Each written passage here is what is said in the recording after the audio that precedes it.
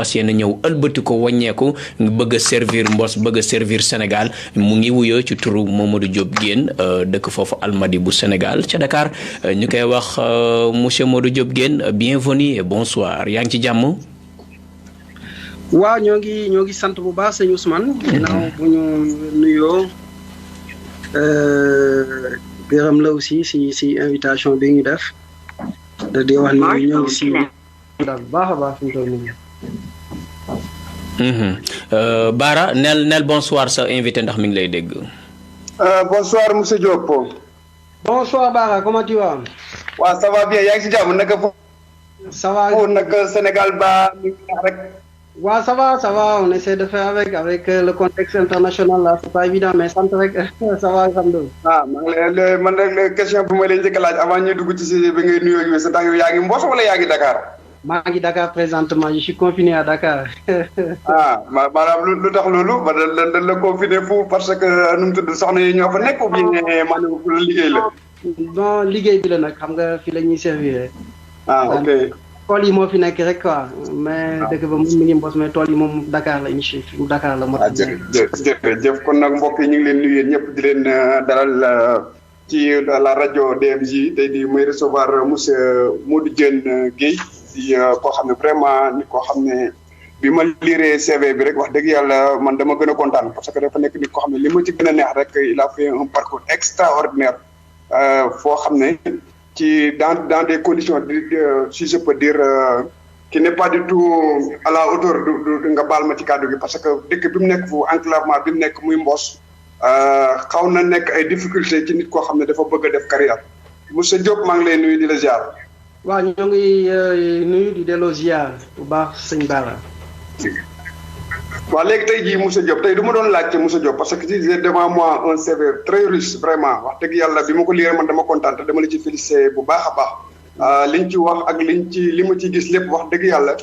nekk na un référence waaye du ma la doon laajte monsieur Diop moom mooy kan yow pour nga baax ko askan wi yow loo may tontu. waaw bonsoir Bara tey nag xam naa damay dellu am leneen lu ma la ñaan parce que comme j'ai l'habitude de faire des émissions yi ma doon def yëpp donc bu may présenté wu en wolof laa doon présenté aussi émission yëpp tey nag dama bëggoon a changer tuuti rek mooy ñu may ma rek ma présenté wu en français comme ça comme émission bi nag ñu dugg si le but du émission en wolof bu fekkee daal man ngeen loolu mooy li ma gën a tey incha allah dinaa ko jéem a faram fàccee mbooloo mi ñuy déglu kon ñi nga xam ne dégguñu français bi kon duñ pare waaw oui bonsoir Bara merci à toute l'équipe des médias vraiment de m'avoir donné cette opportunité de participer à cette émission et de parler sur ce sujet d'actualité. Bon, en fait,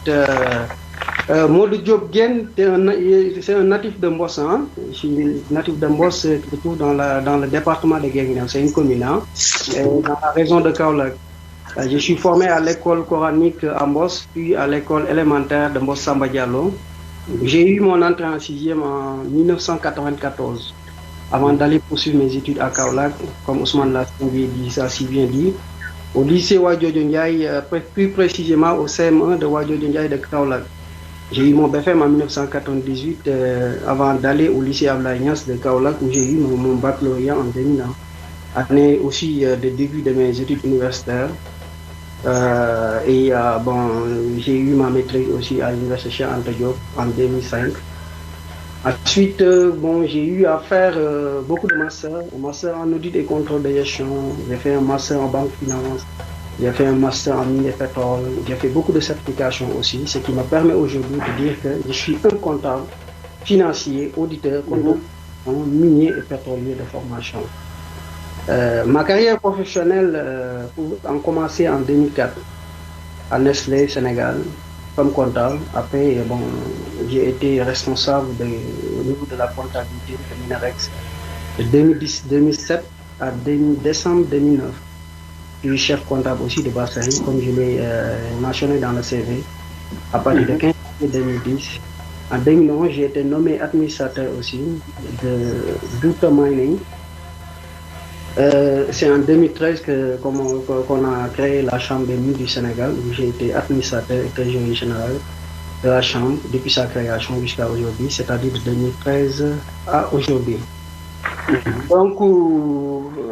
en ce qui concerne, après, bon, c'est en 2018 qu'on m'a nommé le directeur général de marketing de l'opération, c'est ça.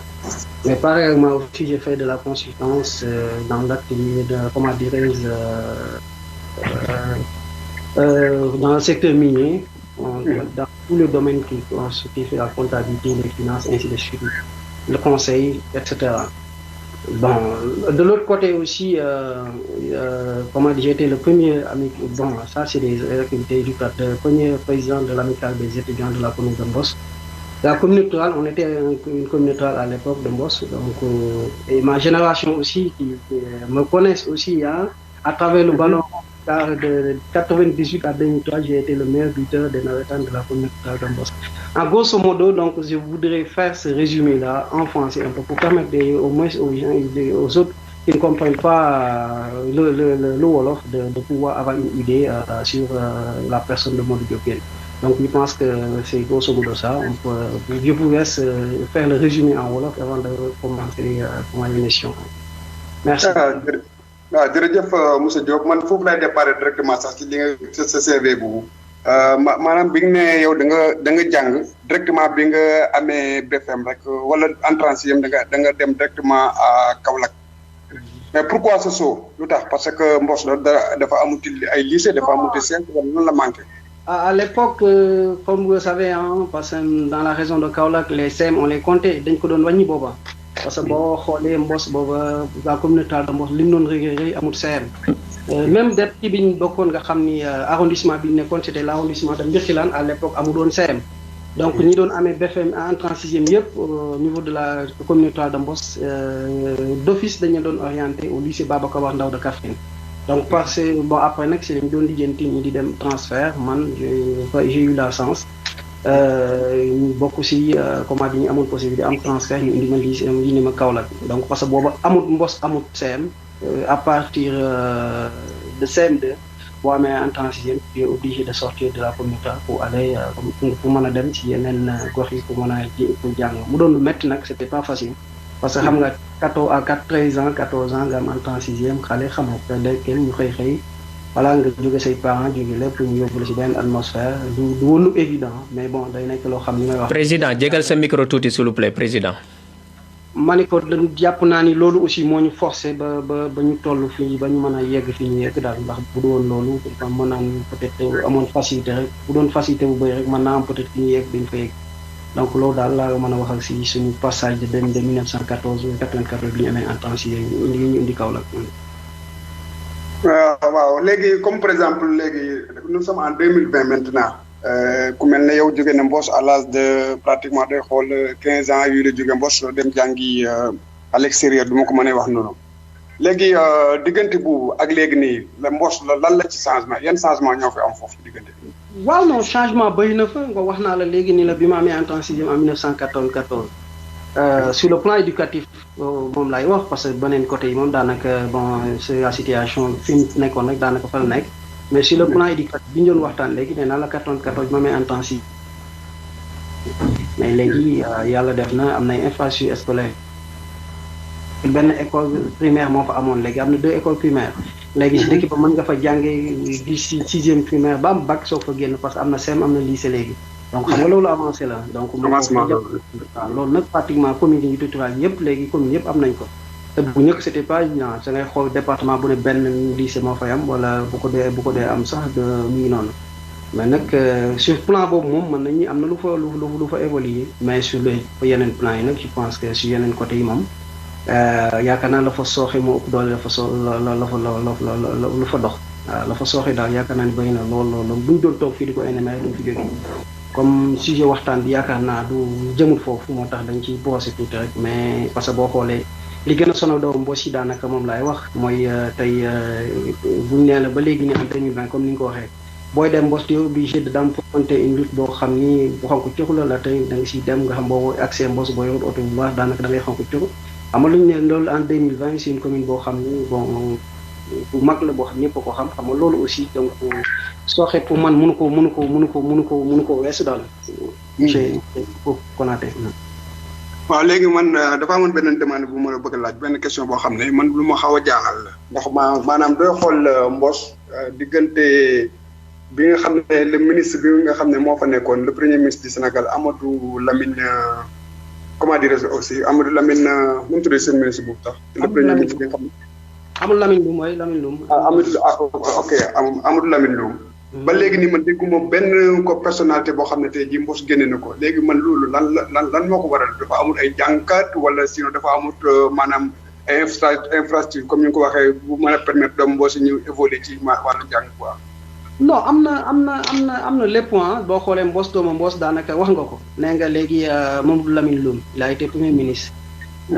au temps de Abdou Diouf wax nga ko Mbos la dëkk ak ñeneen ak ñeneen ñoo xam bu ñu fi toogoon tey duñu fi jógee. Je peux citer mon oncle qui est plus qu'un oncle pour moi, qui est un père, qui a été doyen du doyen au niveau de la faculté des sciences économiques et de la faculté des sciences et techniques à l'université Cheikh Anta Diop. Parmi tant d'autres cadre booy xool rek foo jël rek Mbos am na ko mais malheureusement comme ni ma la wax rek à un moment donné aussi nit ñi dafa am ñoo xam ne classe politique bi ñu ko bàyyeeloon ñu koy dox. léegi nag bon ce qui s'est passé mooy avec cette nouvelle génération il y a une prise de conscience un sursaut patriotique boo xam dafa jóg. élan boo xam ne ñëpp dañ ci participer parce que la amoon il y a de 20 ans dafa mënatut am léegi moo tax jeunes yi nag mënatuñ toog seetaan bu ñu gisee ni bon parce que ñun tey ji li ñu gën a loon ñu toog fi ñuy liggéey bu ñu leeroon ni Mbos tey mu ngi si ay loxo yoo xam ne ñu bëgg lépp dina fa am muy ay yoon muy lépp loo xam ne mu nekk ba ñuy wax naan Mbos émergent kon dañuy toog maanaam fi ñu nekk duñ fi sonn mais dañu gis ni wax dëgg yàlla c'est une commune qui manque de tout qui manque de tout man nu ma ko mën a waxee mooy loolu à part les infrastructures scolaires c'est une commune qui manque de tout. waaw mais man dafa am benn slogan bu ma xaw a jaaxal aussi bu may dégg ci li nga wax ni comme Mbos manque de tout mais la population de Mbos tout derrière le maire mais pourquoi loolu. tout quel maire l'actuel maire ou. waaw je crois bien c'est l'actuel maire moom la ñuy wax. bon c'est pas moi moo tax ma poser la question parce que toute la population de Mbos derrière l'actuel maire bon je dirais non. parce que je pense que bu doon loolu duñ fi yegg si. donc maire la boo xam ne dañ ko élu il a été bon bien élu pour dire que moom moo fa nekk depuis communautal bi après mu def mairie bi ñu jox ko mairie bi de 2014 ba léegi moo fa nekk donc élection amagut donc ñu ngi bon waxoon naa am depuis 2019 mais bon xam nga ce qui s'est passé ñoom dàq nañ ko dàqaat ko donc élection ñëwagut donc mënu moo ni la population de Mbos derrière l'actuel maire mënu ma ko wax du ma ni aussi la population yi ma gëm ba gëm ko daal mooy xam naa ni la nekk Mbos mooy tey ji képp kuy doomu Mbos boo ubbi xolam laaj ko lan moo la yitteel mooy lu Mbos changé lu Mbos doxe ku koy mënti jiite daal mais comme yow non comme dama doon wax non comme actuellement ni comme li nga wax ni ci maire bi actuellement bi yow tey jii nga xam ne yow da nga mel ne luy bëgg a dugg ci langue politique doo ci dugg sax déjà tey duñ la dénkoon Mbos googu yow lan ngay def lan mooy say priorité ci dëkk boobu. non bëri na xam nga dëkk boo xam ne je pense que tey ñun avantage bi ñu am parce que comme wax naa la ko doomu Mbos lañ fa lañ juddoo fa lañ yeewoo donc on n'a pas besoin de faire un diagnostic global parce que xam nañ ce qui se passe réellement à Mbos xam nañ ñu fa nekk donc tey duñu ñëwee rek je pense que li ñu nekk Mbos moom tey jii koo fëgg tey ni ko lan mooy problème Mbos mu wax la ko rawatina nag man mi di wax ak yow sama kër a ngi Mbos samay waajur a ngi Mbos sama maam bi jur sama yaram mi ngi Mbos donc samay frère ñëpp a ngi Mbos donc dëkk boo xam ne aussi du ma fay géej parce que bu dut chaque mois dinaa fa dem di def week-end donc xam nañ la fa nekk xam nañ ni ñu def ba bu tax ñu jóg am na lu ñu bëgg a wane am na loo xam ni man namm nañ ko suñu dëkk boobu te du ma ni man rek dama naan toute la nouvelle génération namm nañ ko seen dëkk boobu léegi nag dañ koy ànd ak nouvelle génération ànd kook mag ñi yëpp pour ñu jëm ko doxal mais dëkk boo xam ne comme ni ma waxee bu sooxee la bu bëri manqué fa donc ñun nag am nañ suñu partition boo xam dañ koy jouer te loolu dañ bëgg a wane nag incha allah. est-ce que yow commencé nga ko dugg ci politique bi carrément ci li nga wax nii. mais commencé nañ ko comme amaguñ parti politique nag comme ni ma wax rek actuellement benn parti politique la ñu am muy Mbos comme ñun dañoo ñëw donc fekk fa nga fa nekk muy suñu papa suñuy lépp yoo xam ne dañuy ñaan encore une fois plus rek ñu bokk suñu ginnaaw ñu yónni ñu liggéeyee leen pour dëkk ba. mais ñun li ñu bëgg rek mooy fédérer Mbos yëpp autour de ma personne pour ñu jéem a parce que dama jàpp ne la fa nekk kenn ku ne am nga ci sa xalaat kenn ku ne am nga ci sa partition boo war nga ko juger pour ñu jëmale suñu dëkk ba kanam donc pour loolu nag yaakaar naa moo tax ma jàpp ni moo mag parti politique li ma si moo tax ma wooñ parti politique yeeg société civile ñëpp rek ñu ñëw bootu suñu ginnaaw ñu jëm a doxal la nga xam dafa manqué lépp ñu jëm ko faa indi loolu daal mooy objectif bi wax dëgg yàlla waaw bu ma ko amee comme par exemple tey jii ci biir loolu yow comme da nga ne yoon amagu leen benn parti politique moom mooy adhéré gu leen ci lu mel ne APR wala ngeen bokk ci li ñuy wax PS wala PDS d'une manière générale est-ce que am ngeen ay nit ñoo xam ne ñu ngi commencé di concerter yéen pour ngeen mën a ànd liggéey ku ci mel ne le parti au pouvoir actuellement nii. non pour présentement non parce que présentement boo xoolee parti yëpp a ngi si ñun ñun moom on a eu la chance depuis bi ñu créé suñu mouvement par le biais de Mboss en action. bi may présenté sax fàtt naa la ko wax parce que Mboss en action mooy mouvement bu ñu créé pour porter sama candidature pour les prochaines luttes électorales. donc ma nekk président bi nekk si board bi ñu ànd ak ay doomu Mboss yoo xam ne yu nekk Mboss yu nekk diaspora yu nekk partout à travers le pays ñu di doxal ñu def lépp aussi dañ koy jaarale si par biais de ce mouvement là muy Mboss en action. donc Mboss en action boobu waa APR yi fees nañ ci dell waa PDC ngi fii waa Sonko yi ñëpp a ngi seen association boobu ñëpp a ngi parce que ñun dañuy dem à un moment donné politique comme politique ya fan dañuy xool ña dëkk bi yëpp ñoo réunir muy surtout la jeunesse ak yenn frange population bi ñun kat on a besoin d'un changement soxla nañ changer suñu dëkk léegi bi ñu ko soxlaa ñëpp toog waxtaan bi ñu waxtaanee ñun ñëpp kat seen xel daj une seule personne muy ma modeste personne ñu ma kaay ñu jiital la pour nga ñu changer li ñu bëgg a changer donc xam nga foofu politique amul parce que parti ñëpp ànd rek xam ni Mboss dafa am lu mu soxla te Mboss depuis bi ñu Mboss dee tey léegi communauté rurale boo xam ni maanaam ne la bi ñuy def communauté de test Mboss si la bokkoon boobu ba léegi Mboss am naa ni la maanaam wax naa la ko léegi donc booy dem Mboss boo ñëwee ba géej ne si tous les ponts du monde donc xam nga ni kon am na loo xam ni waa Mboss jooy nañ ko ba sonn. waaw man nag ñii nag léegi dañuy arrêté lépp nag dañuy jël xool koo xam ni politique ñu woo ko ñu ñëw mu doon lu difficile nag bi ñu ma wooyee. mais à un moment donné aussi comme ni may faral di wax rek mooy nit ki ne am na loo moomal sa bopp am na loo moom sa bopp population bi am na ñu moom sa ñun moom si man moom lañ ñëw jël biñ ma ko waxee muy lu metti muy lu neex à un moment donné parce que nekku doon loo xam dañ ma ko wax rek ma def ko pendant des années mais après aussi mënatuma taxaw di naan non parce que am na peut-être lu yàlla na ma def ñu jàpp ko ni peut-être mën na jaaree sama si man moo tax ñu accepté loolu donc muy nag amul politique Mboss la daal dans sa d'une manière générale mooy dans sa globalité Mboss en action Mboss fédéré parti politique association yëpp pour nu ñuy def ba changer la fa nekk. waaw léegi man nag li ma xaw a jaaxal foofu moom mooy dafa mel ne comme Mboss tey jii tey du fa élection amoon tey jii maanaam amul benn parti yoo xam ne am na fay représentant maanaam dëkk bi rek ñoo nekk askan boo xam ne dañoo bëgg a booloo ñoom defaral seen bopp Mboss maanaam tey jii. non parti au pouvoir. parti au pouvoir ñu nga fa par le biais de Benno parce que le maire actuel c'est un maire de Benno. bon jàpp naan moo tax ma lay wax ni sama wax si ginnaaw nee naa la may ñaan ña fa nekk ñëpp ñu ñu bootu xam nga élection moom tey bu ñaan élection il faut mu am au moins ñaar ba ñett waaw effectivement waaw. du fa ñàkk am na fa ñoo xam ni comme bon la classe politique boo xam ni dama noonu laa koy wooyee boo xam ni traditionnel ma nga fa boo xam ni ñun biñ juddoo ba léegi nga fekk ñu def politique donc classe boobu ñoo nga fa donc di def seen politique je pense que ñooñu aussi dinañ participer si élection yi te ñooñu aussi comme ni may wax faral di wax rek suñuy papa lañ suñuy grand suñu lépp lañ parce que ñun ak ñoom combat boo xam ne lay doon bu civilisé lay doon moo tax ñu leen ñaan rek bu ñu sañoon sax combat boobu bañ a am xam ni seen doom a ñëw rek am ñu ko jël si askan wi lépp si askan wi jiital ko pour mu changer li fa nekk ñu ñëw topp si ginnaaw rek pour ñu ànd liggéey changer Mboss parce que Mboss rek moo si gagné waaw je pense que du réel li ngay wax ni actuellement nii am na lu ma ci comprendre dafa mel ne tey jii comme le maire bi nga xam ne actuellement ni moo nekk Mboss moom il est comment dirais-je du parti du pouvoir moom mi ngi bokk ci APR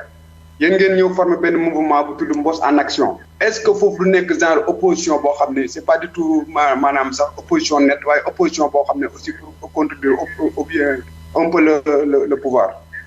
non mais en fait loolu mooy objectif yi nee naa loolu mooy objectif yi Mboss en action dañuy ñëw pour changer la fa nekk boo nee changer nag bala ngaa changer da ngay am dañuy jox baatu askan wi nga mën a changer.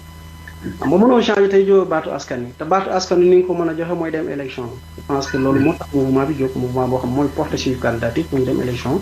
pour jéem a xool la fa nekk pour ñu changer ko ànd ñun ñëpp rek pour changer la fa nekk waaw. waaw léegi comme par exemple lu tax waa Mboss ñoo porter seen choix ci yow parce que yow dañoo gis ne comme peut-être yow maanaam xos la nga xam ne nga li nekk ci Mboss dund nga ak mag ñi dem nga génn nga gis nga. et puis tu as aussi des qualités yoo xam ne comme ku mel ne directeur général d'une société nga xam ne ñu la société civile ci bëri ñu loolu la ñuy xaar nit ku yor dara rek ñu ne nañ ko dénk mbir mi sans autant ñu xool ci ay qualité est-ce que du loolu moo tax ñu pousse la ci biir. non comme ni ma lay wax ni Mboss président dafa woote lu président woote moo de fast track yoon bu gaaw te jub donc loolu moom la président woote te loolu nag yaakaar naa bu ñu nee yoon bu gaaw xale koy def. donc bu ñu nee yoon bu gaaw rek man jàpp naa ni xale moo koy def waaw kon yow ak maire bi dafa mel ni yéen amu leen ay différence tuuti disons sur le plan politique yéen ba dafa mel ni yéen bokk ay objectifs te moom la gis nga ne Mbos ba léegi dara changé wu tey jii est-ce que duñ la fa tegee loolu du même lu continuité boo xam ne moom lay nekk rek toujours ci. non ñun xam nga moom laay wax ñun nee naa la léegi dafa am lu président woote muy mode fast track mooy yoon bu gaaw te ñun foofu la ñuy teg suñu tànk parce que ñun bu fekkee dañu namm ñëw Mbos di fa def la fa ñë fa nekkoon di def du ma ni defu ñu fa am na lu fa def. mais li may wax rek l'état c'est le pouvoir boo gis rek ak loo mënte gis gestion boo gis continue la ñun danañ ñëw jouer suñu partition mooy ni ñu si jouer suñu partition fexe ba nga xam ni lépp loo xam ni Mbos soxla na ko ñu jéem a xas suñu tànk tubay fexe ba indi ko fa parce que loolu moo ñu animé mais leneen animé ñu mu nekk loo xam ni nag comme ni ma la ko waxee mooy c'est un sacerdoce dañ ko def boo xam ne ñun dañu jàpp ni lii lu war mën a nekk la mooy Mbos dem sa kanam lu war mën a nekk la ñun dañ ci xas suñu tànk ba te donner tous les moyens pour loolu am du ñu gëm la bu ñu ko gëmu doon du ñu wàcc ci yàngu politique yi parce que dem pour politique je pense que bon pour le plaisir de faire de la politique amuñu jot googu wax nga ko léegi ni quand tu occupes benn position ñu naan directeur général d'une société donc li ñu soxla rek comme Mbos ñoom bi ñuy tànn dañu xool ni comme ni ma bi question bi nga posé bi ñuy tànn dañu xool ci doomu Mbos yëpp rek jàpp ni peut-être am na benn doomu Mbos boo xam ne nekk na fi am na position boo xam ni bu ko permettre mu ubbeeku ci àdduna bi yëpp xaale la jàng na te peut-être am na mu am mu néew ak mu bëri mi ngi koy bokk ak population ñu jàpp ni kii kat soxlawul alal Mbos bu ñu ko tegee ci Mbos li ñu bëgg wax nañ ko am loolu mooy guider seen choix man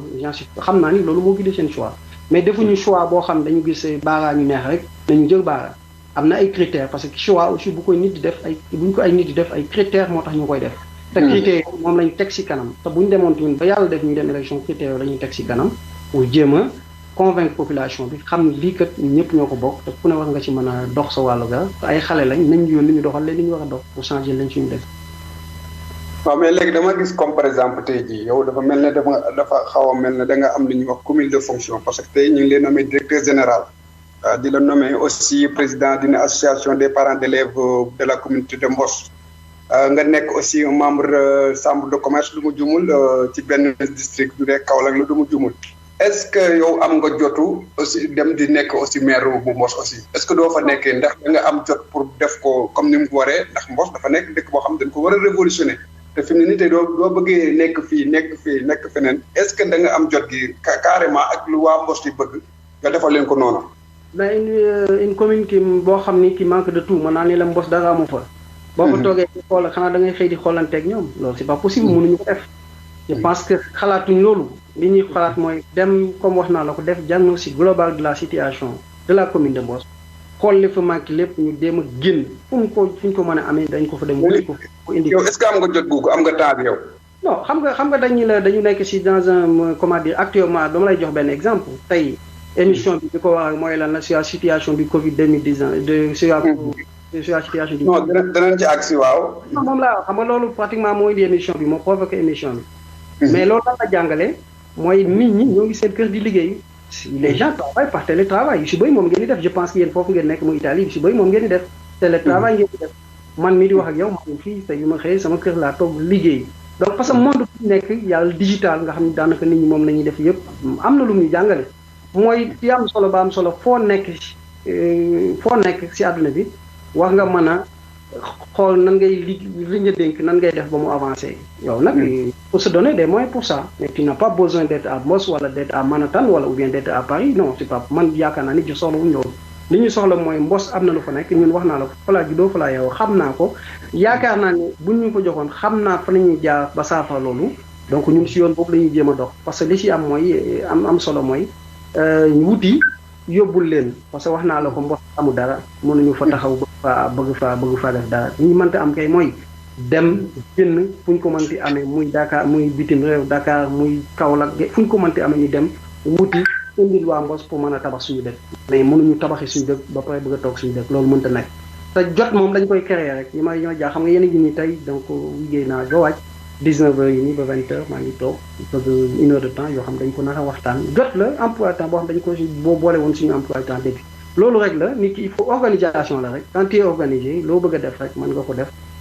te du gàllankoor dara si liggéey yi nga yow man loolu laa gëm waaw loolu daal moom li ma gëm. monsieur Koné. waaw mu mel ne yow comme tu le directeur général des mines te ku wax mine wax des ressources minières ak yu mel na ko ne dafa mel ne jege nga li ñuy wax alal bi nga xam ne moom la Sénégalais am ci sous-sol léegi ma la doon laaj yow lan mooy sa liggéey foofu. Non, en fait, bon, pas directeur des mines, je suis directeur d'une société minière, ça s'appelle Macabin Gold Operation. C'est une société, comment dire, de droit sénégalais où nos partenaires à majorité sont les Australiens, donc nous avons près 63%. Nous sommes dans la recherche de l'or, on est dans l'exploitation de l'or, c'est la INEC. Donc, mon secteur aussi, donc, bon, moi, je suis commencé en 2007 à Minaret. Secteur Boudon Soko Djoudoule. Donc léegi yàlla def na mi ngi dem ba wax naa la ko yaa ngi wax chambre des mines du Sénégal nga am société minière yëpp ñoo créé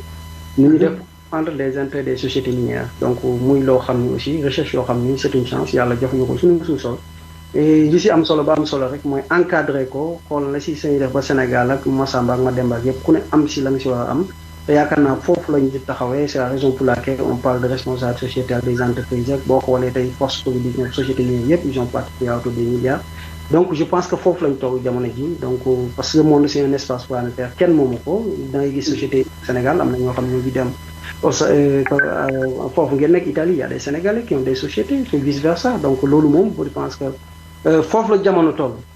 mais li si am solo rek mooy ñu conscient suñu état yi conscient ñu encadré ko ba yaakaar naa fu ñu ko bëgg a yóbbu rek mën nañu ko fa yóbbu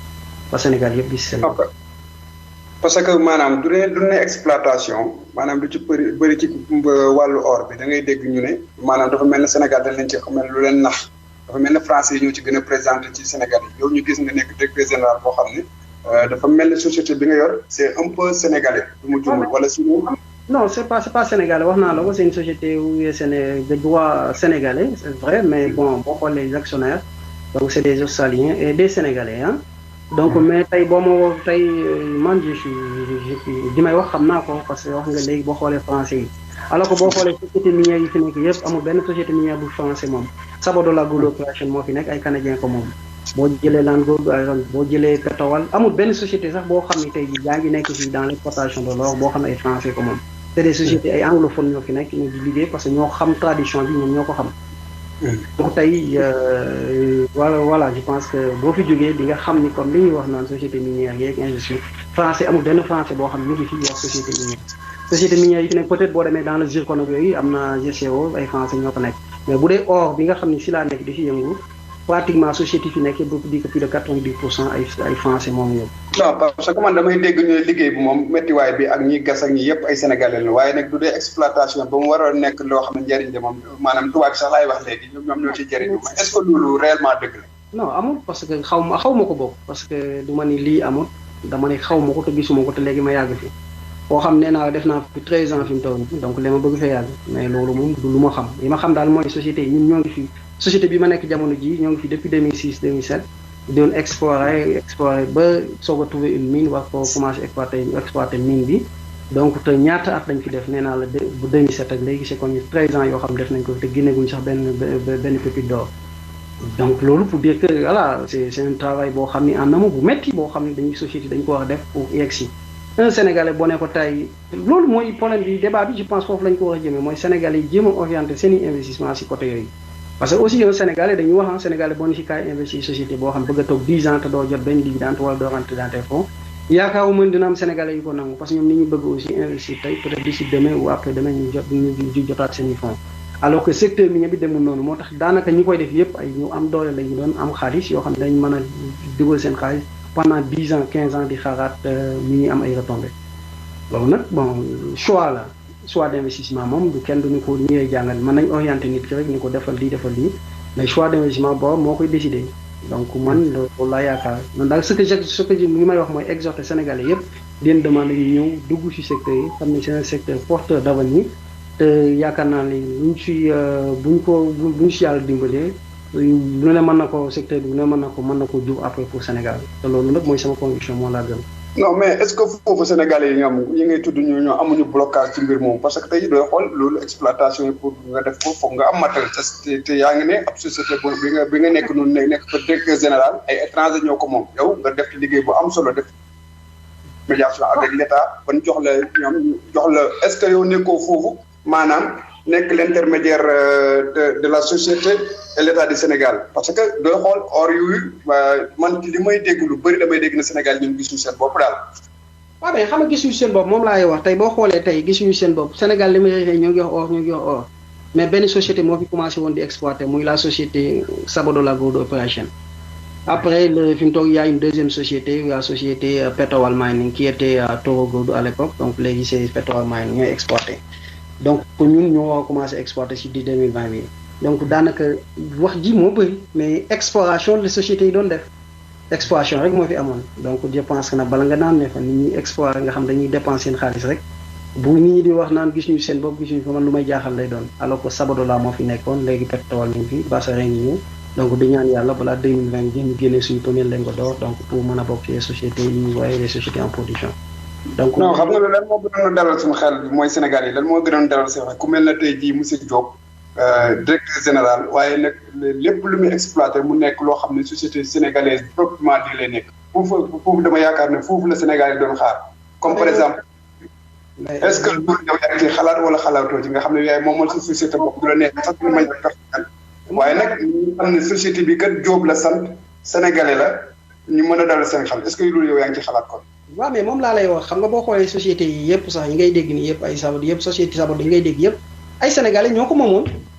sénégalais ñoo ko moomoon ils ont cherché des joint ventures ay partenaires fu ñu ñëw financer pour ñu def exploration def exportation mais daanaka société yëpp yi ngay dégg du ay tubaab moomuñu ko société de départ yi mooy société exploration yi ay sénégalais ñoo ko moomoon. mais comme ni ma la waxee c'est des montagnes financières yoo xam c'est énorme xaalis moo koy def dëgg du 1 milliard 2 milliards c'est beaucoup de milliards pour nga mën a commencer production loolu nag de ce fait que tey sénégalais ñoo dem wuti ay partenaires indi ko wut seen ay partenaires comme signer seen contrat de joint venture yoo xam ak seen i partenaires de copartenariat pour ñu explorer mine bi ba dem exploitation mais comme ni ma lay wax rek mooy c'est des sociétés yoo xam ne aussi encore une fois de plus sociétés yi ñoo xam dañu ubbeeku ci marché financier bi mooy c'est des sociétés cotées en bourse. donc nous on est coté dans la bourse australienne donc tey ku bëgg action bëgg bokk société bi tu n'as pas besoin de même bu la neexee sax sa yoon nekkul ci monsieur Diop dem aussi dans le site web de la société nga dugg fa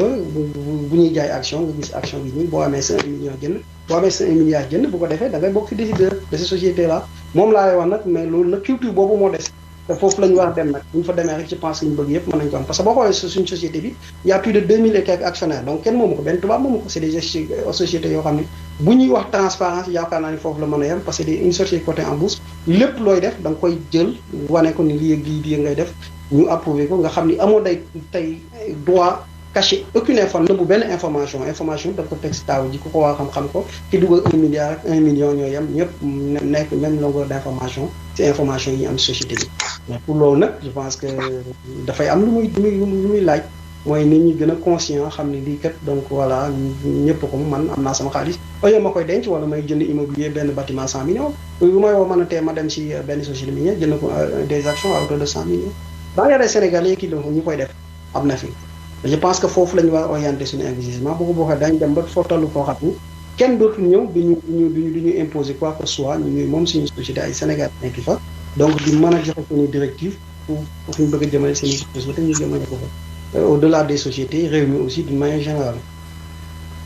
waaw léegi xam naa ne foofu moom foofu laay yem ci demande yi parce que li ma la ci waroon laaj sax bëri na parce que laaj nañu gën a éclaircir gën leen a éveiller sax ci mbir mi parce que sama classe gi nga xam ne xamuñ ci exploitation or xamuñ ci dara ñu doon exploitation rek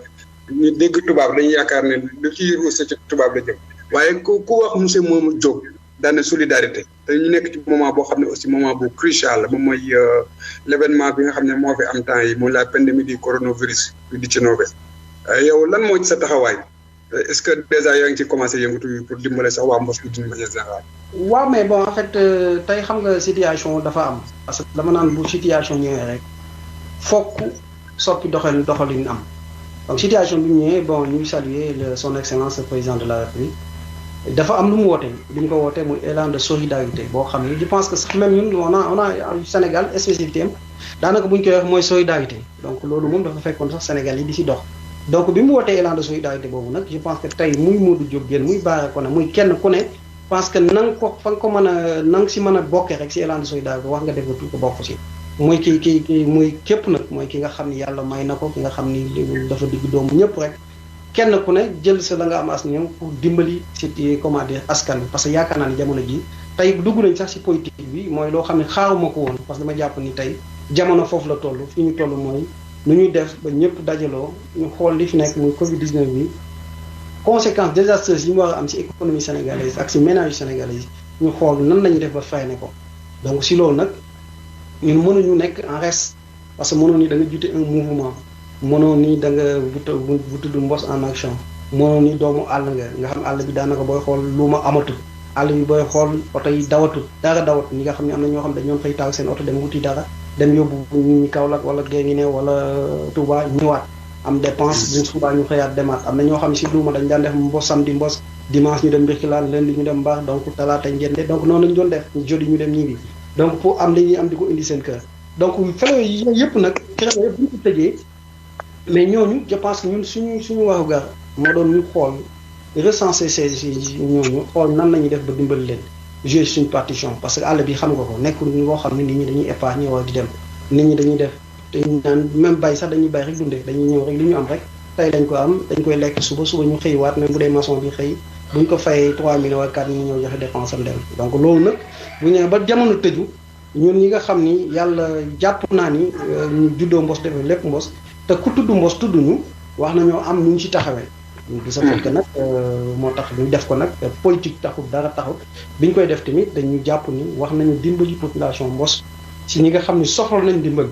buñ ci xool ma Samba buñ ci xool ma Demba politique buñ ci suñu yoon nekk si ku ñu siy gërëm suñu yoon nekk ku ñu si du gërëm li si am daal mooy am na loo xam ne jot na muy woote nañ ko te fekk Sénégal looloo ko tax a jóg na si nañ ci dugal suñu loxo buñ ci nekk mukk en reste ñu jël ay bon liñ si mën as néew bi affaire bi commencé rek ñëkk nañ def nañ ay produits ay gel ay madar yóbbul ko comment dire dispensaire bi yóbbul ko maternité bi xool marché ba aussi yuñ ci mën distribuer bi ñu demee ba xam ne loolu doy aussi si lañ ñëwaat parce que réfléchir ni wax nañ mën a xool nu ñu soulager population bi wut ay saaku ceeb yoo xam ni du ma ni man maa ko def ñun ñoo ko def ñun waa Mbos en action ñuy def ba dimbali nga xam ni ñi nga xam ni soxla nañ ko ñu jël leen ko dimbaleen en attendant que dimbalu état du Sénégal ñëw fekk si biir donc loolu nag si élan boobu ñun dañ ci duggee woon ba def ko yàlla def na luñ ci amoon néew seddale nañ ko ba pare ñu ngi xoolaat nag duñ ko yemale fenn ñu ngi continuer di liggéey nan nañu def bu fekkee am na loo xam ni dafay manqué wala loo xam jàpp nañ ñu wax defaat ñu defaat ko parce que si yoon lañu war a nekk suñu lii daal ñu nga xam dañ koy def muy solidarité duñ ko inscrire sur tey wala suba dañ koy inscrire dans la durée nga xam ni day dem rek ñaan yàlla nag situation Covid 19 bi nga xam ne ñu provoqué yëpp yow mu suñu borom gaaw ko saafara le plus rapidement possible ba ku ne delluwaat ci ses activités que ñu nit nekk yeneen donc loolu mooy ñu ci taxawee si solidarité di exhorter aussi Sénégalais yëpp aussi ñu def la même chose parce que fi ñu toll moom dañ naan olof Ndiaye da picc sikki ma lakkandoo donc ñëpp à tous les niveaux la méttee président aussi gis nañu ni ci def jéego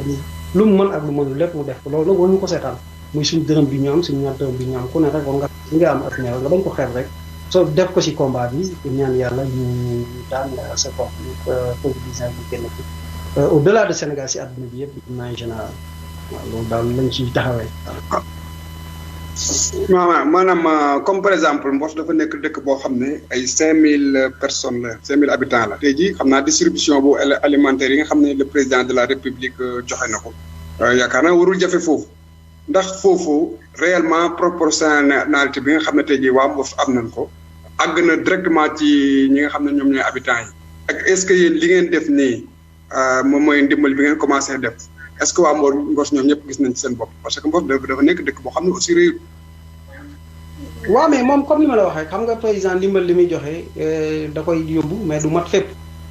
ñu nit bon li ñuy wax comme wax naa la ko léegi nee naa la suñuy action yi ñuy def booy ndimbal li ñuy def duñ ko yemale fenn dañ koy inscrit dans la durée nga xam ni tey dañuy commencé mais xamuñu fu ñu ko yemalee suba dañuy commencé rek génne nañ premier lot dañuy demaat deuxième phase dina am troisième phase dina am mais nag li ñu gën a loon mooy situation bi jeex fi takk en général ba kenn ku ne delluwaat sa activité ba yooyu yëpp nga xam ni kenn dootu ko soxla loolu mooy li ñu dimbali loolu mooy li ñu gënal mais nag comme xamuñu fan la jëm en tant que ay jullit di ñaan yàlla mu gaaw ko arrêté mais ñu nit ñu inscrire si benn plan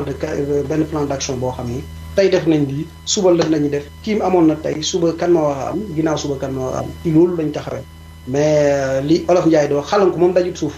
waaw da ngay xool la nga mën a def rek nga def ko suba peut-être keneen mën naa ñëw jouer encore sa partie def lu mu war a def su ko defee bu continuer noonu rek di woon ak doom mbos yëpp koo xam ni yàlla may na tuuti koo xam ni mën nga ko si def nga ñëw fekk si ñu si combat bi ñu ànd ak waa mbos yëpp pour jéem a dimbali waa mbos pour daan Covid-19 bi au niveau de la commune de Mbos. waaw jërëjëf monsieur le directeur général xam naa damay bàyyi Ousmane Doudé am na lu mu ci laaj bala ma continuer.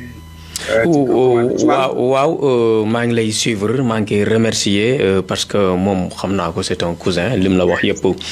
loolu xam naa ko ci moom depuis laa ko suivre ci politique lenn rek laa koy laaj ci Covid-19 bi que gis nañ que moom envoyé na ma sax liggéey bi nga xam def na ko Mbos te tamit nekkul gulet que muy def yu mel noonu ci commune bu Mbos parce que moom xanaa mbas mi dafa ñëw rek mu daal di feddali daal di mottali mu dégg naa question yi nga ko laaj mu nekk question yoo xamante ni yu pertinent mais man dama koy wul laaj si wàllu si cadre politique parce que tamit waxtaan bi ci la bokk par exemple moom en tant que homme politique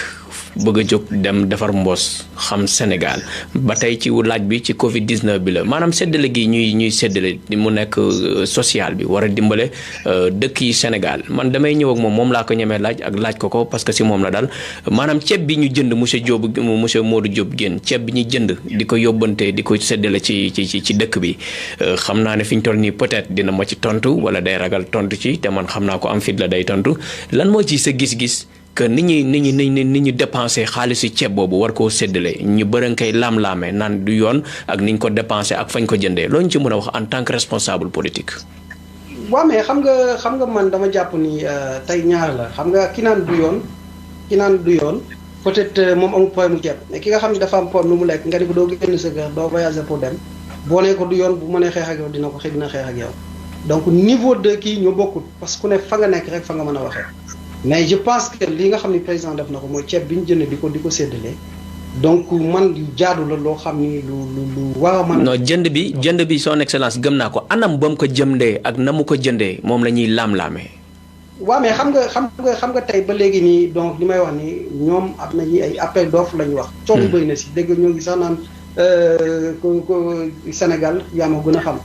tey dégg naa léegi si kii bi presse bi ñuy wax ni même Youssou Ndour nee na dañuy porter plainte par rapport ak li ñu ko jiina dara amu fi Diop si dégg naa ko aussi moom it dégg ci coow loolu mais moom li mu wax mooy jotagul sax xaalis donc li si am ba am des mooy am na situation bu ñu nekk président woo na ñëpp bi mu woowee ñëpp ni leen lii moo fi nekk dama bëgg ñu bàyyi coloration politique yeeg ñu toog waxtaan nan nañu def ba régler cette situation là man fi mu toll pour man le moment du moment boo xam ni moment politique la moment boo xam ne li ñuy def muy ceeb beeg yooyu parce que ba tey commencé wuñ ko séddale si yenn communes yi ma xam Mbos commencé wuñ séddale te jàpp ma ni am na fu ñu ko commencé séddale présentement depuis dem donc tey li war a nekk combat bi mooy mu gaaw parce que koy ndimbal dafay gaaw na gaaw yegg si ñi nga xam ñoo ko soxla ñu jox leen ko bu ñu paree nag état des lieux fokk mu am bu ñu paree danañ toog question yi yëpp yi nga xam nit ñi dañ koy soulever mais dinañ ko teg si taaba ji waxtaanee et puis ku si am sa rek ku ne sa responsable fi nekk ñu situé ko bu fekkee dañ la si gërëm ñu gërëm la remercier bu fekkee da nga si def loo xam naka si du noonu yoon dal sa kaw man loolu laa gëm mais fi mu toll nii sama position mooy na gaaw nañ ko war a jox nañ leen ko jox bu ñu paree nag nañ def état des lieux buñ ci far ma sàmm buñ ci ma demba képp koo xam ne def nga si loo te def ak population yi lay demandé yi nga xam ne ñoo nekk dans les communes wala ñoo nekk dans les villages les plus reculés ñu jël seeni responsabilité parce que dana am réew fu ñuy toll kenn du jël kenn responsabilité parce que ceeb bu duggee dans les communes wala dans les villages mun na ko séddale te nit ñi xam ne ñu ko séddale nañu observé ñi nga xam ne bu fa amee yenn ku nañ jóg mu dee mouvement ñëpp parce que woo nañ imam yeeg chef de quartier yeeg ñëpp ñu bokk si nit ñi du ñàkk si ñooñu nañ ci jóg def si comité boo xam comité de veille lay doon nga xam ne tey bépp bu ñu ci gisee loo xam ne jaadul wala lii jaarul yoon ñu alerter les autorités étatiques yi nga xam ne mooy sous-préfet yooyu préfet yi nga xam ñoo ko nekk. mais excellence nga baal ma si dog bi nga baal ma mais maanaam fi may gën a ñëw mooy ñi ngi laam-laame naan ci benn naar lañ ko jëndee. naar ba nekkul Sénégal wala ñu naan ana mun na am tey yow man wóor na ma ni yow sa ceeb soo koy jënd gis ku nekk biir Mbos di jaay ceeb man xam naa Modou Diop Guène au lieu nga jëndee ko Dakar man je sais que di nga dem jëndee ko Mbos pour gën a dimbale ka nga xam ma nga taxaw Mbos pour mën a écouler ay produits mais li ci gën a yéem ñu ne dañ ko jël ñun ñëpp ko yëgandoo te ñun ñëpp ko yëgandoo information bi que benn naar libanais moom moo ñu cautionné moom moo ñu jaay ceeb boobu man loolu laa la laaj. xam nga tey moom laa lay wax loolu nga ma laaj mooy lu moom laa la wax dañuy yow da nga ñoo ngi koy laam-laamee mais man awma certitude laam mais rek la loolu laa si information ba doon laa si jotee. noonu nga ci jotee naan jaay ceeb daaw koo xam ne sax du jaay ceeb. loolu laa si am. mais amuma lenn lu koy firndeel loo xam ne lii mooy li nekk. gisuma appel d'offre bi liiruma ko lan moo tax ñu jox ko donc yooyu moom laa lay wax ni nañu gaaw moo tax ma wax la sama biir wax Ousmane ni la fi mu toll le combat à la date d'aujourd'hui mooy ñi nga xam lu ñu mën a sauver ñu sauver ko le plus rapidement possible. ndimbal dafay gaaw nañ dimbali ñu wax a dimbali bu ñu paree ñu def état des lieux lu am la lu mënta ñàkk la parce que nit kay xanaa boo ko joxee dara bu paree da nga ni ko ñaar moo nekk da nga xool état des lieux def uddi xool ni kii kat li nga ko joxoon lii nga ko joxoon lii la si def li tax mu def si lii ainsi bu paree rapport yi dina génn mais rapport yi bu war a génnee nag képp koo xam ne def nga si li si war a def je pense que li état war a def mooy remercier la mais képp koo xam ne def nga si loo su war a def bu du état yi war a def mooy état dal sa kaw ba bu subaa doo ko def moo tax ma ne la nañu gaaw a mbir mi yóbbu ko ñi ko war a bénéficier ñu ko war a yóbbu ñu yóbbu leen ko li si des nag après c'est un combat boo xam ne kii continue day continuer kenn du ko du yem fii donc mais man wax dëgg yàlla Ousmane loolu mooy sama position par rapport à ça te nag man li may faral di wax mooy réew mi ñun ñëpp ñoo ko bokk. ne ñu man du ma mukk du bokkuma ci politique ñoo xam ne damay nangu aussi di verser ci dugg si loo xam ne du ma ko maîtriser trop. ba bu subaa ñu naan moo fi wax lii ainsi de suite parce que man dama jàpp ni bu lu baax amee na ko ñëpp applaudir bu lu bon amee nañ taxaw ni bon na ñu avancé. ñu Massamba def Demba def ko man foofu laay taxaw ne. tool daal li ma siy exhorté mooy jox nañ libaane yi jox nañ Youssou Ndour jox nañ Massamba jox nañ Mademba nañ ko yóbbu ñi nga xam ne moo ko tax a jóg bu ñu paree nag danañu wax fan xaalis bi ñu fi jële fan nañ ko dugal li tax ñu dugal ko fii bu ko defee nag ñu après ñu xool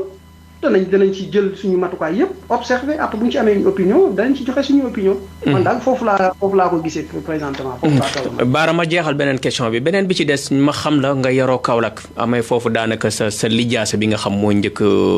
gannaaw su ma juumul BFM ak bac yo foofu nga ko amee un jour tey bés boo demee ba am li nga bëgg ci mbos ndax tamit bokk nga pour gestu Kaolack ndangaan. Kaolack wax nga ko nee nga Kaolack falaa amee. mais dama ko dul dégg ci sa politique dama ko dul gis ci sa vocabulaire politique. xam nga moom laay wax dama ni la wax naa la ko nee naa la bàyyi sa ñun dañu am ci benn kii boo xam ne benn ligne de conduite boo xam moom lañ tegal suñu bopp. mooy dafa am benn objectif bu ñu am objectif bi ñu am mooy lan présentement mbos gi nga xam fa lañ juddoo yaroo fa féppay métti mag mu màgget la léppay métti nañu gaaw bala ba gaaw def.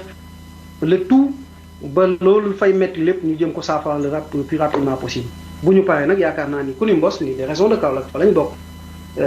ku ni Modou Diop Guène déjà yow wax nga ko tu es un plus un cousin donc j'ai beaucoup de parents à Kaolack donc tey mënuñu jël suñu politique rek après ni dañ koy yemale mbos mais comme man li may wax rek man nekkuma ci politiciens yoo xam ne dañuy nekk di insulter l'avenir loo xam ne ñëwagul parce que man dama jàppoon ne bi ma ci dugg aussi maa ngi déclaré sama candidature en 2018 parce que 2018 bi fin 2018 boobu laa jàppoon ne élection day am 2019 moo tax ma ni dañ ciy bokk parce que yàgg wax naa la ko sama biir wax ni la toog nañ ay 3 ans 4 ans nit ñi di ma ko demandé ma bañ parce que dama jàpp ni y a un temps de faire de la politique mais y a un temps aussi de faire autre chose boo xam politique bu ñu ko def liggéey bu ñu ko def métier benn élection yaakaar nañu moo jublu suñu kanam muy élection locale dañuy xool nan lañ ciy def ba dugg si bu ñu génnee si élection locale yi nag am na élection législative yi ñëw am na élection présidentielle yi ñëw dinañ xool boobaa te limite yi mooy ñi nga àndal ñëpp autour ñi ànd ak man ñu toog autour d'une table xool les tenants et les aboutisssements xool ban taxawaay aussi lañ koy taxawaay te taxawaay boobu mënta génn Kaolack parce que on est dans la région de Kaolack te Kaolack aussi yaakaar naa ni boo ñu doon suñu benn genn wàll Kaolack la waaw boo jëlee tey maanaam ne man sama genn wàll Kaolack la donc kooku nag moom donc looy def lu ne mënoo ko si génne waaw. noonu daal laa ko gisee sëñ Ousmane. ok Bara ok waaw. waaw man maanaam du ma àgg ba Kaolack dama yem Guéguénéo parce que Guéguénéo dafa mel ne moom mooy le département bi nga xam ne ci la mbos nekk. Guéguénéo aussi nekk ay benn dëkk boo xam ne bëri na ay politiciens ku ci mel ne Ousmane Ndéné Ndiaye fa la nekkoon est-ce que ñoom seeni jamono daanañ gëstu waa mbos ci maanaam ci wàllu infrastructure wala wàllu dimbale leen. ndax mbos dafa nekk dëkk boo xam ne maanaam dafa ruuxte ba pare waaye man dama ko dégg ci dara daal man loolu jaaxal na ma trop daal. non bon gestu bi man dana ma jaaxal parce que bon comme wax nga ko Souleymane Ndéné Ndiaye tey le premier ministre d'Abdoulaye Wade pendant 3 ans parce que daanaka jàpp naa ni sax boo xoolee premier ministre yi gën a yàgg au temps de Wade moom la. donc nekk na fa pendant 3 ans te mbos Guéguinéo c'est 25 kilomètres. on était dans le département de Guéguinéo donc tey jii soxla woon nga xam ne mooy route butinée boo xam ne tali bi ñu doon soxla yëpp je pense que yàlla def na yaakaaroon nañ ko bañ ko falee premier ministre mais bon ce qui s'est passé xam nañ ko fal nañ ko premier ministre bon jàpp naa ni fa mënoon yam na fa mais bon pour ñun c'était une déception d'avoir un premier ministre dans un département ba premier ministre def fa plus de 3 ans jóge fa te mënuñu am li ñu bëggoon man pour ñun jàpp nañ ni ñu doon Mboss c'est une déception loolu nag moom suñu point de vue lu ñu ci wax man jàpp naa ni aussi moom it Souleymane xaw ma ko je ne le connais pas en personne mais li mu mënoon a def peut-être def na ko peut-être la mu war a def foofu parce que tooguñu ba ma laaj ko question boobu ni ko yow pour quelle raison bi ñu defal premier defaloo lii Mboss defaloo ba ma si mën a am une réponse claire donc mais malgré qu'il a été premier ministre mais Mboss man bon gisuma loo xam ne bénéficié na ko à l'époque bi mu nekkee premier ministre donc depuis loolu parce que moo yi fa nekkoon ñun bañ juddoo ba léegi di daal nee naa daal sur les infrastructures scolaires wax dëgg yàlla boo xoolee y a de ça 20 ans aujourd'hui bëri changé na man foofu laa yamaay nag lu ma gis Mboss parce que leneen lu fa nekk yëpp peut-être waa Mboss yi ñoo ko fa def mais leneen moom gisuma ko loo xam ni def nañ ko fa loo xam état moo ko woon def biir Mboss te def na gisuma ko à part que espace scolaire yi daal gis naa ni def mais yeneen yi moom daanaka mooy suñu jàngoo sax moo ñu tax a jóg mooy jàngoo waa Mboss loolu moo ñu tax a jóg mais soxna Oumy Ndiaye du ma la ko waxoon yow lan la lay jox soxna Oumy Ndiaye soxna Oumy Ndiaye waaw mais soxna Oumy Ndiaye de man de am na xaw ma lu ma Oumy Ndiaye yi ma xam de bëri na Oumy Ndiaye dama xam de bëri na non dafa nekk ba comme par exemple benn mbootaayu jigéen boo xam ne dañ leen dégg foofu Mboss ñoom maa ñi yëngu ci affaire maanaam mbay mi di yëngu ci ay aussi li ñuy wax ay bàjjenu gox ay ONG loolu di leen dimbali ñuy dimbalante seen biir aussi maanaam nekk ci moment boo xam ne ñoom xaar nañ ba sonn gisuñu ku leen dimbali ñoom jugal seen bopp te ku tudd soxna Oumy Ndiaye du ma juumul xanaa wax dëgg ku dégg foofu ci Mboss est-ce que xam nga ko wala yaa ngi maanaam am ngeen ay kii jëflante non xaw ma ko honnêtement dégguma ko xaw ma ko wax dëgg yàlla dégguma ko comme ni ma la wax rek on est pas amuñu fi benn expérience bëri bi nag si bi ñu wàccee si langue politique bi yàggagul noonu trop donc ça doit faire tout juste un an lay tollool te puis ñun li ñu wax rek dafa am temps bu ñuy consacré politique temps bu ñuy defi leneen aussi donc mais peut-être bon approché guñ na peut-être dinañ am chance toog waxtaan mais parce que ñun daal foofu lañ si élan boobu lañu lancé wu mooy nan nañuy def ba képp koo xam wax nañ laa mën a dimbali ñu dimbali la comme ni ma wax Ousmane nag nee naa ko suñu combat premier nag mooy Mboss bu ñu paree Mboss nag dañu xool nan nañuy jégee transversé Mboss mooy géej gi ne muy région de Kaolack soo ko ni Sénégal dans sa globalité d'une manière générale. léegi waaw maanaam sama sëriñ man damay xaw a nu mu tudd laaj la loo xam ne lu ma xaw a yitteel la parce que dañoo tudd ci sa CV li ñuy wax sport foofu laay jeexale sax parce que pratiquement doo xool comme engagement yi ci la wàllu politique moom demeegul noonu ma lay laaj maanaam sa parcours sportif maanaam nan nga demee woon parce que dégg naa ne ab jour nawetaan nga woon aussi est-ce que qu'est-ce qui n'a pas marché ba nga bàyyi football bi de concentré ci études non xam nga li may wax moom bito bu mag laa woon na dégg naa loolu. comme ni ma la waxee rek j'ai été pendant li ma nekk Mboss yëpp de 2000 bon depuis cadet minime cadet ba senior chaque année daanaka maa doon nekk meilleur buteur Mboss mais bon football aussi booba suñu parents li ñu gënoon a poussé et puis mooy si njàng mi ñu jàng parce que je pense que boobu aussi football comme ni ñu développé nii aussi c'est melu ko woon dans les années 90 94 c'était pas ça. donc Sénégal boobu ñu ngi fi doon dégg da dugal ay Bokande ngay dégg ay comme Omar Gueye Sène ay Thierno Youm ainsi de suite quoi Racine Kane ñu ngi doon dégg donc par football boo xoolee daanaka bi ñuy wax football dëgg Sénégal nga xam commencé coupe du monde à partir de 2000 bon coupe du monde 2002 presque si bëri moo lancé football bi ñu si bëri commencé jàpp ni wax nañ ci mën a bay seen waar ba am nañ ci am et puis bon muy au-delà de ça aussi man bon di may wax tund woowu muy Kaolack muy ñëpp am naa fa ñoo xam ni football kenn dàqu leen ko woon mais un destin aussi may wax naan c'est un destin nit ki moom ku ne rek yàlla tracé na ko benn destin boo xam ni foofu lay jëm kenn mënu si dara àla kuliyaalin donc loolu nag suñu borom mi nga xam moo la ko tracé mu lay guidé nga fay dem donc parce que bëgg football waa tekki si football taxul du tekki football parce que man gis naa ñi yoo xam du ballon yoo xam mu daan fenn donc gis naa ñoo xam ni dañu moyen ay joueurs moyen la ñun après lekk nañ football si xaalis du jeex donc destin la boo xam ni suñu borom fii la ñu ko orienté woon donc ñoo ngi si di si sant yàlla bu baax a baax nag wax dëgg yàlla fi ñu toog nii. est-ce que yaa ngi ci bàyyi xel ci xale yi nga xam ne ñoo nekk Mboss ñoom actuellement ñu ngi yëngu. depuis 5 ans chaque année damay doon teg coupe damay teg coupe boo xam ni dama koy teg sax final cadet yi daanaka ça fait 5 ans mën nañ koy parrainer chaque année donc ñu si def luñ mën ak luñ mën parce que jàpp naa ni comme ni ma la wax xamee Modou Diop Diène foofu si tund woowu yëpp dans la communauté de Mboss football moo tax ñu xam ko donc loolu nag mënta nekk en rade mënuñu nekk nag tey lu ñu mënti nekk suba li ñu njëkk a xalaat mooy infrastructure sportive yoo xam dañ ko def si Mboss ay parce que bi may wax rek ay xool ba xam ne nañ def ba organiser ay compétition intra-communale yëpp yoo xam wax na mën a nekk lu mën a nekk la ak ñoo ngi siy xalaat bis bu ñu yàlla joxoon li ñuy wax loolu moom lu nekk suñu yitte lay doon parce que xam nañ ña fa nekk di ko def xam nañ ne yow football bi mu nekk suñu morom suñu génération boo xam ñoo defandoo lépp ñun ak ñoom ñun ña fa nekk di si association yeeg ñëpp daanaka c'est notre génération donc loolu moom mënuñu nekk lu ñuy seetaan après loo xam ne fokk ñu gérer suñu partition après incha allah. Baara. alors waaw bëggoon naa ko laaj xaw ma ndax secret la ak tamit ndax xam naa ni taalibe la mais dama ko bëggoon laaj lan mooy sa secret ak le xalif général des Mourides sëñ Mountakha ndax gis nañ ni que ku am dara nga Touba wala boog ndax politique bi moo tax nga gën a di dugg ci wetu sëñ bi ndax dafa am loo fa bëgg waaye gis nañ daal am nga ay relations sérieuses ak le xalif général des Mourides loolu moom gis nañ ko ci ma wax. waaw mais bon au delà de yi may wax naan lim ay duñ nekk yàlla defee ñu nekk ay jullit. suñu boom dafa ñu def ay taalibe murid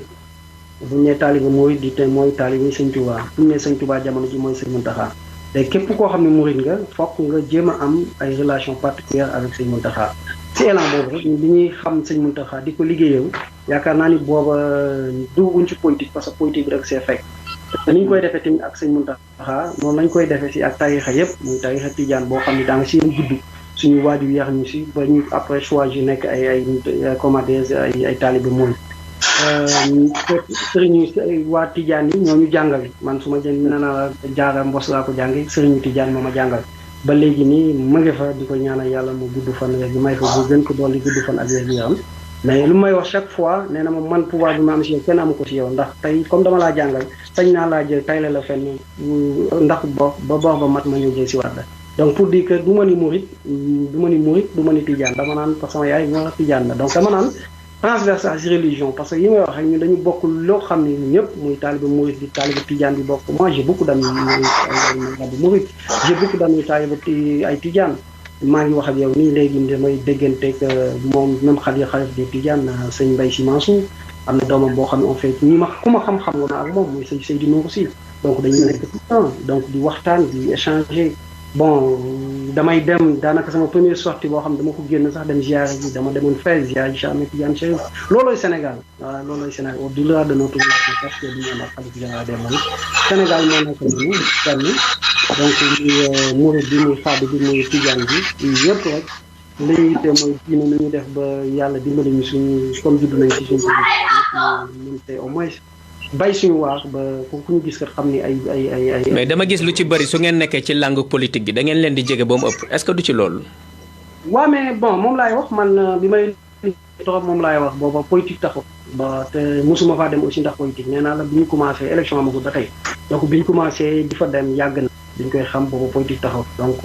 politique bi nee naa la matu sax 1 an duñ ci duggee léegi te dañ ci dugg comme ay société ay technique ñoo xam ne société civile duggee ñoo xam ne amuñ benn coloration parti politique pour le moment donc noonu lañ ci duggee nga xam mbos moo tax rek tax a jóg nee naa la léegi jublooguñ ci ay Kaolack jubloo ci mbos lañuy teew fu mu toll nii dañuy def nan nañuy def ba romb mbos buñ paree nag soo ko xool nañ ci teg nag ay murid lañ ku nekk ay taalibe lañ ku nekk nag yàlla xam na ñëpp xam nañ li suñ borom may sëñ Tuba li suñ borom may Alaaji Malick muy Boukounta muy Baye Niass muy Limamou Laye ñëpp lay suñ borom may fépp dañ fay dem di fa sàkku ji ñaan parce que ñaan rek mooy sàkku ji ñaan rek mooy tax ñu fay dem muy politicien bi muy keneen muy yow muy sama moo ñëpp ku ne da nga wax lu mu wax képp ku ne la lu baax moom dama jàpp ne fu mu nekk rek li yonent bi doon wax naan xam allo xam jànn xam ni man noonu laa ko gisee te mooy sama gëm-gëm par rapport ak sama la Ousmane. waaw man Ousmane kon dama lay bàyyi ligne bi def mais ma posé ko benn question rek parce que xam naa ne sama waxtu jeex na est-ce qu'il y a beaucoup de Modou Diène à Mbos. waaw y a beaucoup de Modou Diop à Mbos Modou Diop Diène nu mu doomu Mbos rek la doomu Mbos yi béy nañ Mbos doomu Mbos yi peut-être nag yàlla defal na ko peut-être. mu am tuuti loo xam ni différence ak doomu Mbos yi mooy peut-être actuellement am nomination boo xam ni bëri fi mu toll nii mën naa ni doomu Mbos amu ko allo. si demal président demal. waaw donc ma jàpp ni demal ni Modou Diop Guène comme ni ma la wax rek nomination boo xam ni li may wutale rek doomu Mbos ab nomination boo xam ne rek mubbu la rek dañ koo sol tey donc bu subaa dañ koy simmi ala kulli alin xaw ma tey la xaw ma ginnaaw suba dañ koy simmi rek nekk si leneen. donc li may ñaan doomu Mbos yëpp rek ñu ñëw associé wu si élan de solidarité bi ñu nekk nga xam ne Mbos rek moo tax ñu ànd ñun ñëpp liggéey pour le bien-être de loolu daal mooy appel bi nga xam ne dama koy lancé Mbos mais Mbos moom yaakaar naa ne Modou Diop Guène moom Mbos bëri na fa Mbos yëpp ay Modou Diop Guène lañu. kon Bara allo Bara kon boog président ñu bàyyi la say kàddu yu mujj lan mooy sa remerciement. waaw sama kàddu yu mujj Ousmane conseil lay doon boo xam ni comme li may wax rek dañu nekk si jamono ju xaw a spécial. mooy jamonoy Covid 19. comme am na médecin yi nga xam recommandation yi ñu def yëpp mooy ñu toog suñu kër yi di xasoo saabu. ci kaw loolu ma jottali la ay message ku ñu naan Ndiogu Samb nee na ñu transmettre ko ay salutation am yaakaar naa xam nga ko ku ñu naan Ndiogu Samb ak keneen ku ñu naan Moussa Bey moom it mi ngi lay transmettre ay salutation Gorgui Diagne Pavier depuis Milan nee na bëggoon na la poser question mais ñu wax ni que appel WhatsApp lañ lay woo ñoom suñ la woowee yow doo dégg ñu bëri ñoo xam dañuy bind ci dispositif bi di la ko yónnee ñooñu ñëpp ñu ngi lay yóbbante am na ñeneen ñu laan wax ni nous sommes tous derrière toi Mbos en action ñooñu ñëpp am na bay message yu bëri yoo xam ni ñu faram fàcce ko rek ñëw na fi pour wax la ñooñu jot nañ la kii ñu bàyyi la nga continuer ci remerciement yi. waaw di leen gërëm ñoom ñëpp di leen sant ñu xam leen di leen wax ñu ngi nii nañu continuer. ak Mambay Dieng Baye Mambay Dieng depuis Japon mi ngi lay jaajëfal bu baax nee na kontaan na ci émission bi. ñoo ngi koy jaajëfal bu baax a baax. waaw comme ni ma wax di Ousmane rek mooy dañu toll si jamono boo xam ni tey jamonoy sensibilisation bi nekk mooy kenn ku ne ñu xool jéem a li nga xam ni mooy la médecin yi wax principe mooy suñu déplacement néewal ko bu mënta ñàkk buñ ko mënee ñàkk na ñàkk. nañu jaxasoo bi. di saabu ay gel yu ñu si mën def ñu def ko. stop propagation virus bi. muy loo xam ni nag maanaam au delà d'une crise sanitaire. sa àdduna mosu koo xam du ma ni Sénégal àdduna mosu koo xam. crise boo xam laal na secteur yëpp. ba tey kenn dematul kenn dikkatul. xamuñu pourquoi li ñu mën a def rek mooy jéem a def li nga xam ne mooy ñi nga xam ne waa Kër Docteur digal nañ ñu ko. tey ñaan yàlla encore une fois de plus ay jullit lañ. dañuy fagaru waaye li ci gën a importance mooy ñaan. suñ jëlee ko fii le pire. ci kaw loolu ku ñu naan Thierno Birame Ndiaye Thierno Birame. vas-y président.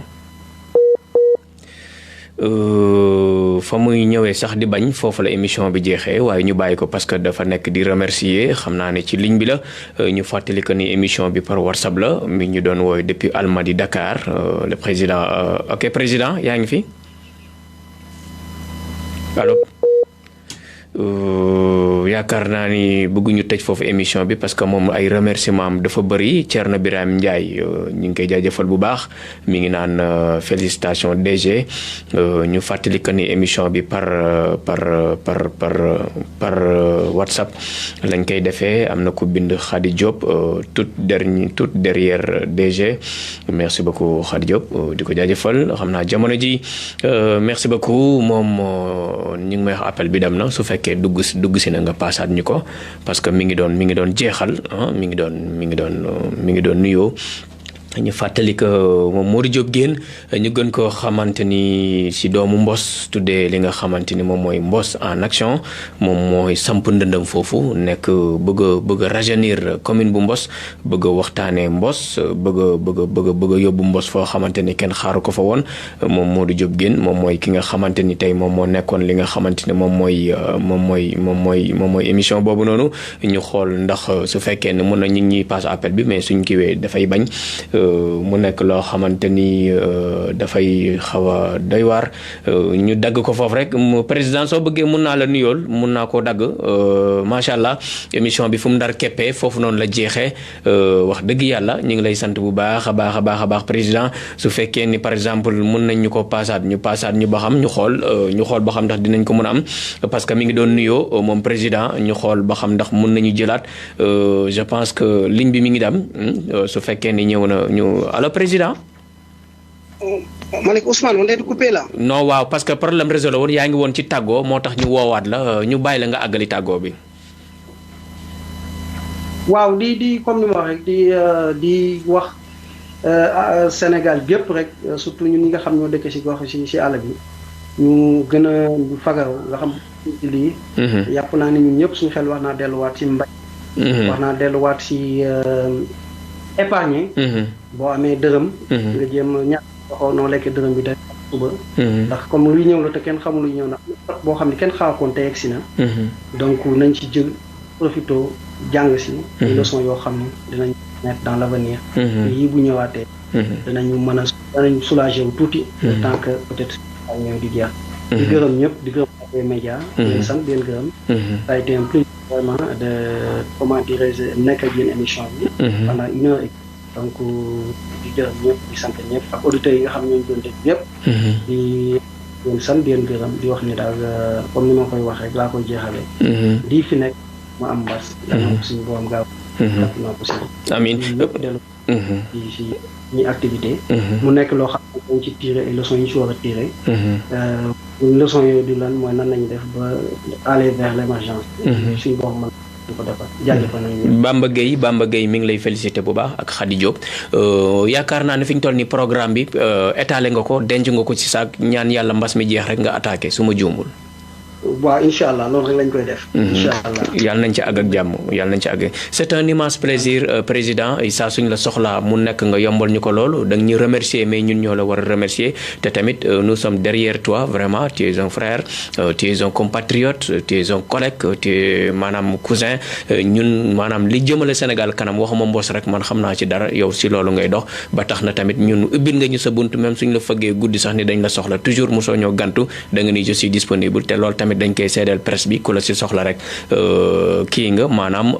disponible nga waaye avant mbas mi rek am na loo xam ne baara fàtte na la ko laaj dama gisoon nga tëjal sa buntu presse bi waaye comme tàggoo nga rek loolu xam naa ne beneen yoon dinañ ci ñëw parce que da nga ne woon damay delluwaat tuuti toog sama biir bureau liggéey ba si kanam que da nga daw presse bi mais ñun am nañ ci loo xamante peut-être ñeneen amuñ ko waaye loolu ci kanam yàlla na yàlla dindi mbas mi ba nga duggaat ci li nga xam moom mooy programme rek merci beaucoup ñu ngi lay jaajëfal di la wax bonsoir. jërëjëf Ousmane jërëjëf le plaisir partagé. jërëjëf président merci beaucoup mbokk yi jaa ngeen jëf ñu ngi leen di jaajëfal bu baax a baax di kontaan ci yéen fu waay mënta nekk ci àdduna maa ngi lay jaajëfal kontaan ci yéen tey di leen jaajëfal tey di jégalu saa su ne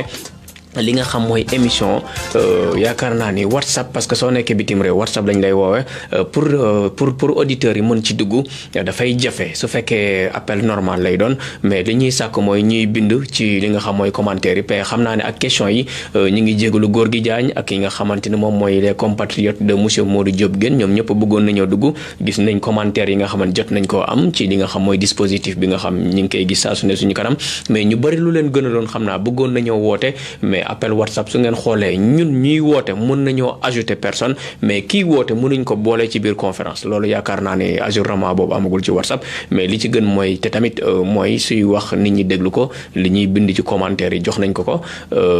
les portes sont ouvertes ñu ngi leen di jaajëfal tey jaajëfal docteur Cissé depuis États-Unis di kontaan ci moom bu baax a baax di jaajëfal képp koo xamante ni ci yaa ngi woon ci staff bi yaa ngi doon jàppale di jaajëfal booy Moustapha kontaan ci moom bu baax a baax le directeur général Demba Berete ci computer am ci këram mi ngi réaliser émission bi